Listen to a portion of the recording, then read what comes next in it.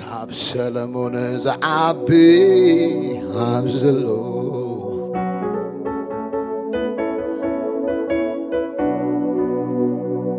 ቁጻር ስፍትሕ መልሲ ዘለዎ እሱ ምስግለት ሕቶታት አቤሎ አቤሎ አቤሎ ሕቶታት አቤሎ እሱ ምስግለት በጋርና ተጦን በል ኤላ ባዳጋዳጋላ ቦዳላ ባሪያና ማሰለ በደለ በገነ በገንደ ዝተወለድ ክሉ መንግስቲ ዝተወለድ ካሉ መንግስቲ አቲ ሃይወደለኻ ቤተሰብ ሀብታም ቤተሰብ ኃያል ቤተሰብ ሽም ዘለዎ ቤተሰብ በዓል ዝና ዝኾነ ቤተሰብ ሞጉቱ ዝረትዕ ቤተሰብ ሕጽረት ዘይርከቦ ቤተሰብ አምላኸይ ከም ተሃብት መጠን ክብሩ በክርስቶስ ኢየሱስ ድሌትኩም ዘበለ ይመልዓልኩም አሜን አሜን አሜን አሜን አሜን አሜን አሜን አሜን አሜን እዳውኩም አልዕል ክብርና አምላኽ ያ ታካዳ ዚላቫዳ ኤላ ባራፋሰተኩዋ ናማዚላቫዲያ እዳውኩም አልዕልኩም ተወለድኩም ሙሉ መንግስት ተሐስቡ ይደልልሁ ተወለድኩም ሙሉ ቤተሰብ ውጹ ሀብናይ ስጋ ማሪያ ቮላቫዲያ ናይ ምድሪ ቤተሰብ አቦታት አዴታት አለውና we love them we respect them ንሕናውን ወለዲና ማላፎራሳ እግዚአብሔር ዝመስል ግን የለን አባትነት እግዚአብሔር ሃሌሉያ አቦነት እግዚአብሔር ግን ዝትክኦ ማንም የለን ካብ ሰለሞን ዝዓቢ ካብ ሰለሞን ዝበልጽ በነገራት ኩሉ ሙሉ ሃሌሉያ በነገር ኩሉ ሙሉ ዝኾነ አምላኽ ሃሌሉያ ብድሌትኩም ዘበለ ሃሌሉያ ከጽግብ ዝኽእል አምላኽ ይደለኩም ለፓዳ ፈራሳ ካንቶራ ባቲያ ሕጂ ኣብቲ ቤተሰብ ኮይንኩም ናይ ውሉድ ዝኾነ ሕተቱ ሪፓ ራቫሳ ካቲያ ከመቦ ከሙሉድ ነቡ ዝሓቶ ኣብ ቅድሚ ወላዲኡ ከም ዝቐብጥ ቆልዓ ከም ዝቐብጥ ውሉድ ለፓራቫ ዳዲ እግዚአብሔር አቦይ ማይ ፋዘር ማይ ዳዲ ውጹ ካብ ሃይማኖት ካብቲ ምፍርራ ካብቲ ጫሓም ሰብኣይ ዝሰኣልኩም እግዚአብሔርኩም ይኮነን ቤተሰብ ኢኺ ውሉድ ኢኻ ውሉድ ኢኺ ናማያ ላፎሳ ካታ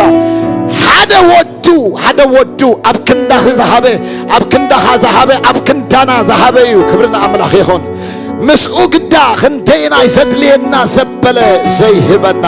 ነቲ ሓደ ወዱ እኳ ዝሃበክ እዳው ክልዕልዮ እዳው ካልዕሎ ጆኻ ኒካራዛታ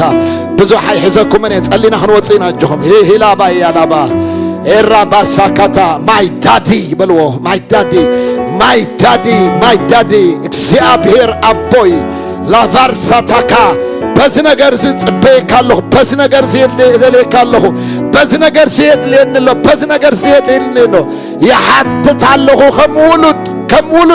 ውሉድ እንደ ልጅ ጠይቃለሁ አባቴ አቦ ኢሉ ዝጽውዕ መንፈስ ይተላኢኹልኪ ኤላባ ያላባላባ ኤራፖዳባ አቦ ክትብልዎ አይተሕፈሩ አቦ ክትብልዮ አይተሕፈሪ አቦ ኢሉ ዝጽውዕ መንፈስ ወዱ እዩ ናብ ልብና ሊኢኽዎ ዘሎ ስለዚህ አቦይ ማዕረይ አቦይ ናተይ አቦይ ሓላለይ አቦይ ወላድየይ በልዎ ዲማሃቶራ ባሳካታ ሬባዳቫ ሪኮግናይዝ ግበርዎ ኣብ ህይወትኩም አቦ ከም ዘለኩም ሪኮግናይዝ ግበርዎ አየራት ይስምዑ አእምሮኹም ይስማዓዮ እቲ አረጊት ሰብ ይስማዓዮ እቲ ሓድሽ ፍጥረት ከዓ ክሰምዖ ዝደልዮ ነገር ንስዩ you are my daddy ኤላቦ ያቫጋንታ ሳታራቦ ዲያላ ባጋንዳ ዘድልየን ዘበለ ካብቲ ናይ ሰማይ አቦይ ዘድልየክ ዘበለ ካብቲ ናይ ሰማይ አቦኺ ዘድልየና ዘበለ ካብቲ ናይ ሰማይ አቦና ኣይንስእኖን ኢና ሕዙን ኮይንካ ስኡን ኮይንካ ሕፅረት ዘለዎ ሰብ ኮይንካ ኣይትረአይ ባራሶኮቶዚያ ፓንዳ ናይ እግዚአብሔር ዘበለን አትካዩ ናይ እግዚአብሔር ዘበለን አትካዩ ጥዕና ናይ እግዚአብሔር ናትካዩ ጥዕና ናይ እግዚአብሔር ናትካዩ ሀብት ናይ እግዚአብሔር ናትካዩ ኃይል ናይ እግዚአብሔር ናትካዩ አቦኻ ስለዝኾነ አቦኺ ስለዝኾነ ማላባሳ ካቶራፋት ያላባንዳ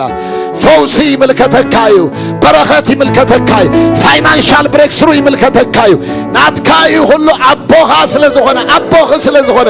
you are my daddy እያ ኤላ ባራባሳ ካታላባታ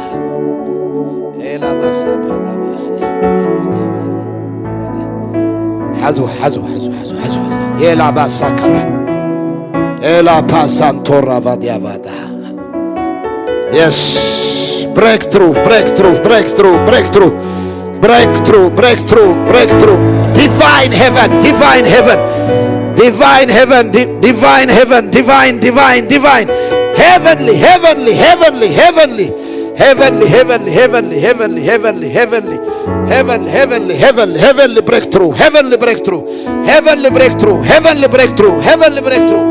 Heavenly breakthrough. አቦሃ እግዚአብሔር አቦ ይልኩም አምጥዋ በኢድኩም አቦይ he is your daddy ነዓኻ ዝትንክፍ አያ እግዚአብሔር ይስትንክፍ አነ ንደቀይ ስትንክፈላ አይፈቱኒ ሬፓ ካሳራ ፓንቶ ሳላባዲያ ኤላ ብራዳ ማሶ ነዓኻ ዝትንክፍ ንቤትካ ስትንክፍ ሬፓላ ቦራ ባሲያ ካንቶዛ ኤላ ፓሮቫ ሳንታራ ፓዲያ ላቫንዳ ኤላ ፓራቫ ሶንትሮፖዲያ ኤላ ባዲያ ጸልዩ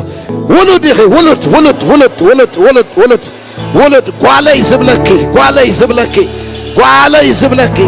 ዝብለኪ በቆልምጫ ዝጽዋዓኪ ዘቃባጥረልኪ in the mighty name of Jesus I pray right now in the name of Jesus ካብዛ አባታው ዝኾነ መንፈስ ናይ እግዚአብሔር መንፈስ ናይ ትልዑል መንፈስ ናይ እግዚአብሔር መንፈስ ኣብ ኩሉ ሁርናዓት ህይወትኩም ብሬክስሩ ይብላለሁ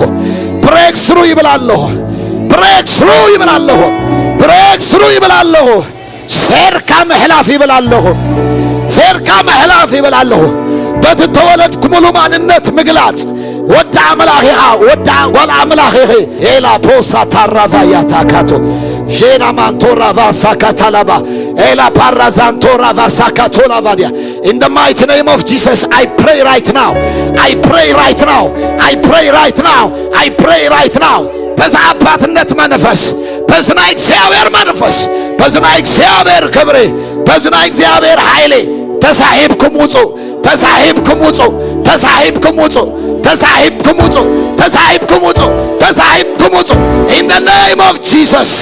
in the name of Jesus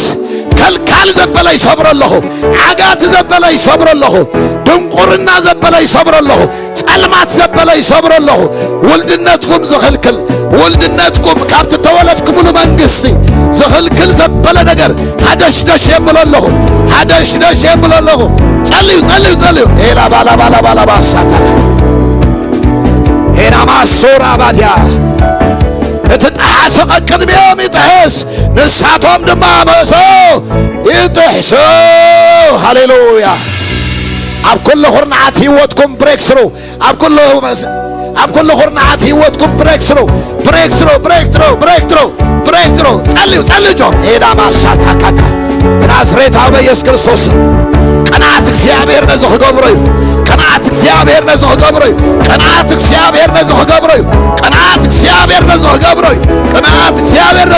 እዩ ኤላ ባሻካ ኣብ ቅድሜኹም ዘሎ ሰሙን ናይ ብሬክስሩ ሰሙን ሃሌሉያ ናይ ብሬክስሩ ሰሙን ሴርካ ናይ ምሕላፍ ሰሙን ቴሪቶሪ ናይ ምግዛእ ሰሙን ናብ ሓድሽ ብራኸ ናይ ምእታው ሰሙን ብሓይሊ ናይ ምምልላስ ሰሙን ብኽብሪ ናይ ምእታው ምውፃእ ሰሙን ናይ ምብዛሕ ሰሙን ናይ ምሕያል ሰሙን ወዲ አንበሳ እዩ አሜን በሉ ናይ ይሁዳ አንበሳ አምላኽከ ናይ ይሁዳ አንበሳ አምላኽካ ኣይትተሓዝን ኢኺ ኣይትተሓዘኒኻ ኣይትተሓዘኒኺ መፈንጠራ ተበትከ ንሕና ድማ ኣመለጥና መፈንጠራ ተበትከ መፈንጠራ ተበትከ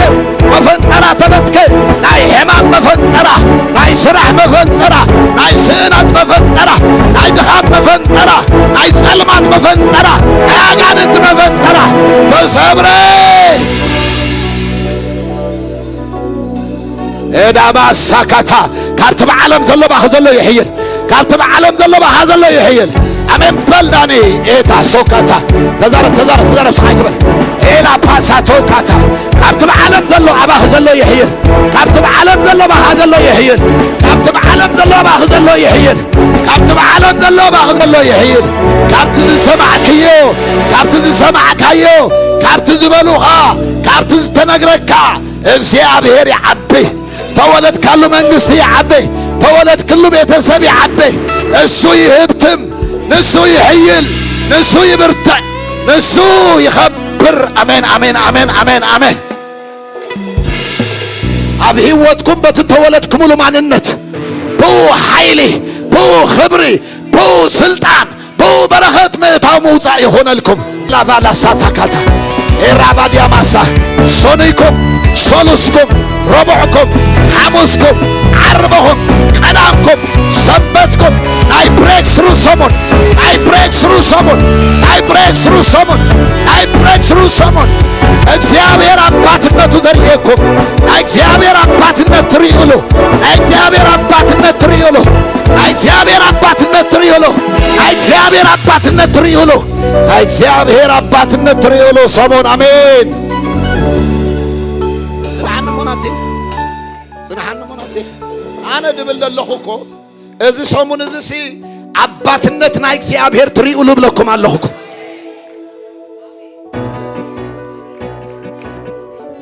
አነ ብክንዳኹም አግሬሲቭ ኮይነ ኣለኹ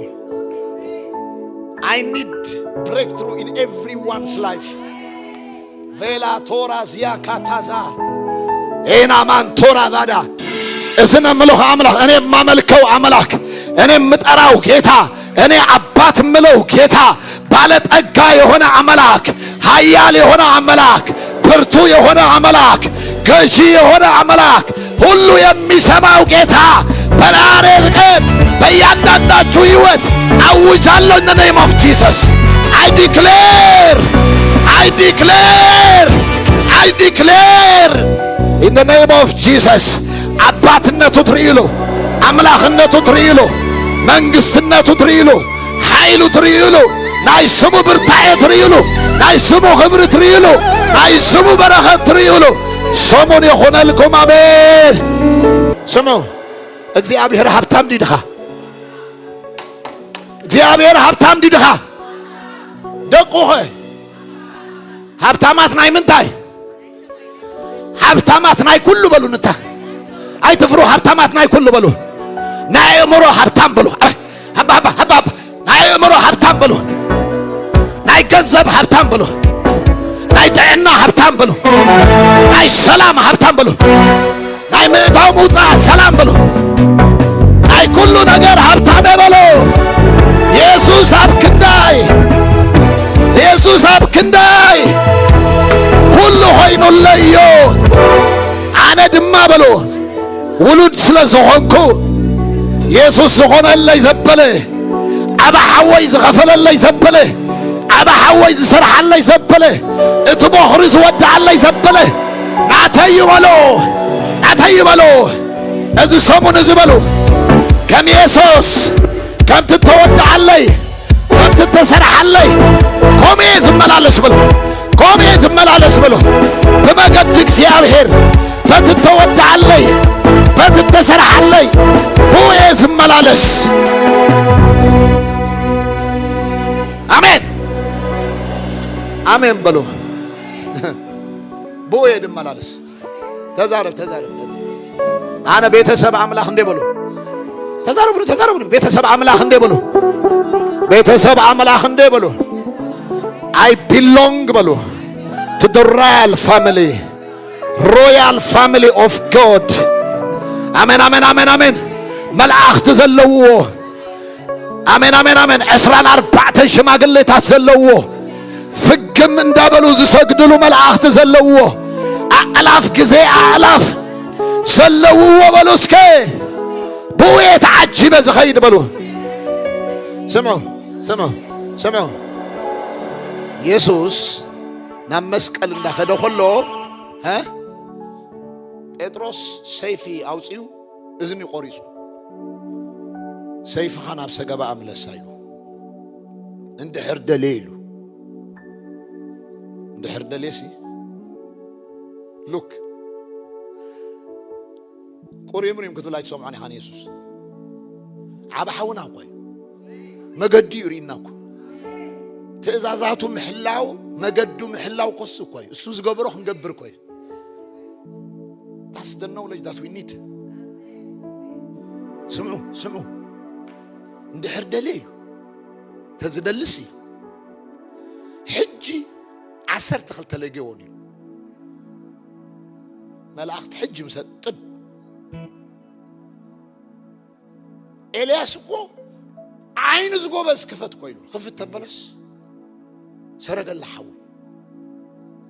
نيروم كوي ماوغن تعاصي نيرو دحر تخفيتو كو بخوم يكون تعجبوا heavenly angels دحر دلي عسر تخل تلاقيون حجك زي أبهر تبكبل الله يخلي So wherever you go, you have angels with you. Because you are a child of God. Member, my household, here. Household of God. Of God. Amen, Balu John. Amen, Balu. Hajit dak kala khaman barti'na ndiu. here. Wuludina. Zibil nagar kinqbalo. تسقى مستزقات منا مستحرب ايتانا مستنحلفو قعقل تمات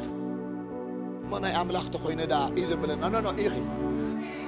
امين امين امين امين امين امين امين زسنيك نا እግዚአብሔር መንፈስ ይበላልሁ ዘሰንየክ ና እግዚአብሔር መልአክ ይበላልሁ እዚ ፍልጠት ዝኸባሁም አይወሰድ እዚ ፍልጠት ዝዓውሽጥሁም ይብሳሕ እዚ ና እግዚአብሔር ናይ ውልድነት መንፈስ እዚ ና እግዚአብሔር ናይ ቤተሰብነት መንፈስ እዚ ና እግዚአብሔር ገዛእ ዝኾነ መንፈስ እዚ ና እግዚአብሔር ሓያል ዝኾነ መንፈስ እዚ ና እግዚአብሔር አስዓር ዝኾነ መንፈስ እዚ ና እግዚአብሔር ዘጥሕስ መንፈስ ሰሙንኩም ይቆጣጠራነ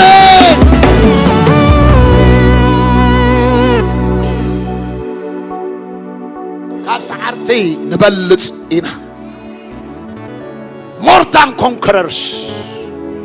آمين أين فرح أين سنبد سلامنتاي أبولنا سلامنتاي استولدنا له بيت سب أملاخ سترا بيت أملاخ يزبهال حبرتي مس أملاخ أي بلاشو حبرتي مس حواتي أي بلاشو ساتان get lost هاليلويا مس أملاخ حبرتين دقيق تخونا أي قارتني نايدك أي ولدنت حنت مع التقاريط يفلتني أما فاذر حكى لي رحبة يا كل جزء وديو لدك أي تايب لهم تمرعيهم ولا مسمسخهم فتيهم صليكم أم ددادي ولا كل جزء سيابير دخيم كبر تعكي فتنات حلف الله فتنات حلف الله كل جزء بخاي دخيم كام تصلى سينكار عرع عنا بالك الله أبوهايو تجاجها عكس ناخد كخلها أبوهاي ولدي درجف قفنا بالك خلها ريكي ولدي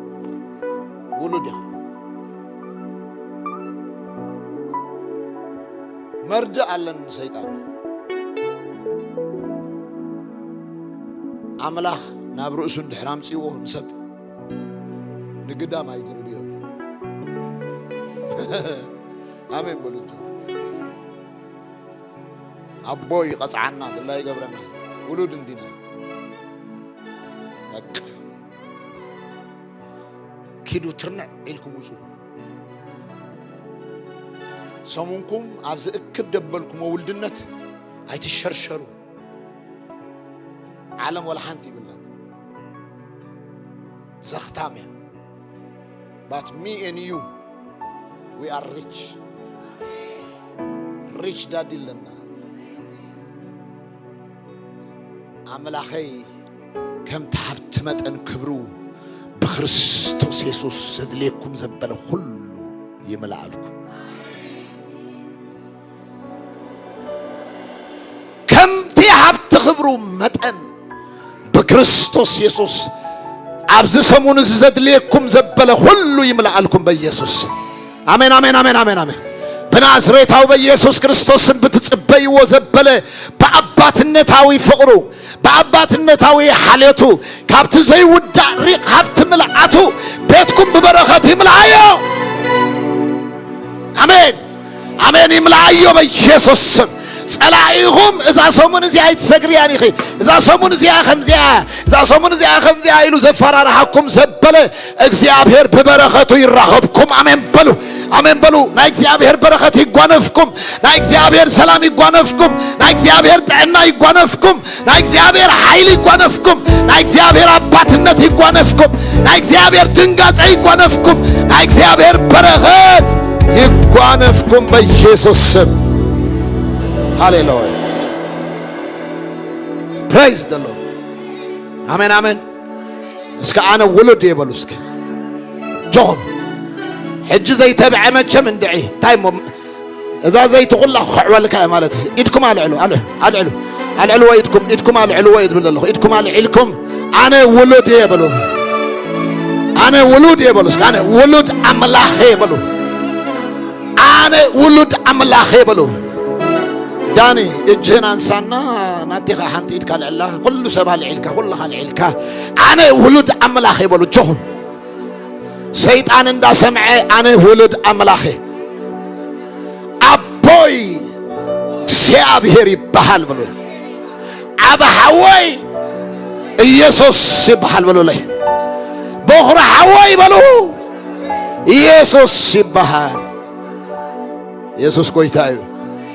በኽሪ ሕዋት ተለውኹም ሶሪ በልዎም ለማዓልቲ I have another በኽሪ Jesus my lovely Jesus አሜን አሜን አሜን ንኹሎም አሕዋት ናብ ክብሪ እንዳእተወ እዩ ራእሲ ምድሓኖም ክነሱስ ብሞት ብስጋ ንዕኦም ንሕዋቱ ክመስል መታን ኣብ ክንዲ ኩሉ ሰብ ብጸጋ ኣምላኽ ሞት ጣዕመ ኢልዎ because of me my brother Jesus መይትለይ ኪድ ሸናዕ በልሶሙንኪ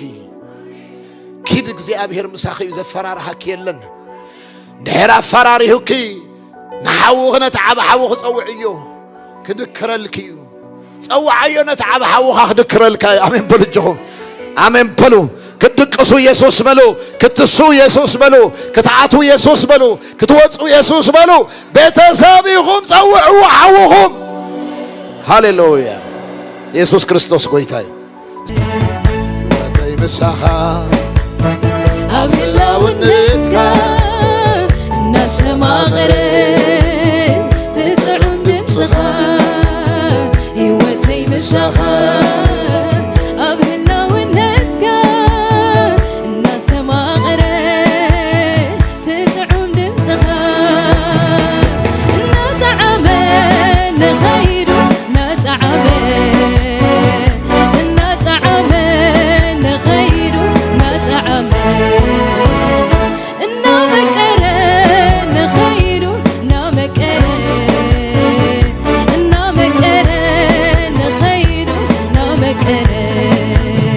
ህይወተይ ምሳኻ